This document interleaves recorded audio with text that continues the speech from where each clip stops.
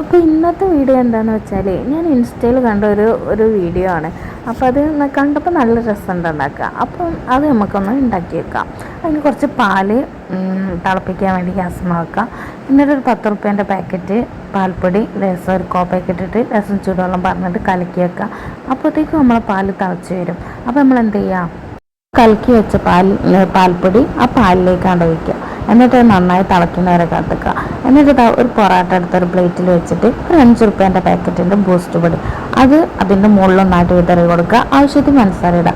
എന്നിട്ട് ആ ചൂട് പാലിൽ ആ പൊറാട്ടൻ്റെ മുകൾക്ക് വെച്ചെടുക്കുക. പിന്നെ ഒരു കാര്യമുണ്ട്, ആ പാലിൽ മിൽക്ക് മെയ്ഡ് വേണ്ടവർക്ക് ഒഴിക്കുക കേട്ടോ. എൻ്റെ കയ്യിൽ അതില്ലേനും അതുകൊണ്ട് ഞാൻ അത് ഒഴിച്ചില്ല. അപ്പോൾ അതാ അങ്ങനെ കഴിച്ചു നോക്കാം. പക്ഷേ എനിക്ക് വലിയ ടേസ്റ്റൊന്നും തോന്നിയില്ല. അപ്പോൾ ഞാൻ എന്ത് ചെയ്ത് ഒന്ന് തണുപ്പിച്ചിട്ട് ബാക്കി കഴിക്കാൻ വിചാരിച്ച്. അപ്പോൾ തണുപ്പിച്ചിട്ട് ബാക്കി കഴിച്ചപ്പോഴും കുഴപ്പമൊന്നുമില്ല, അങ്ങനെ പറയാൻ പറ്റുള്ളൂ. അപ്പോൾ അത്രയുള്ളൂ.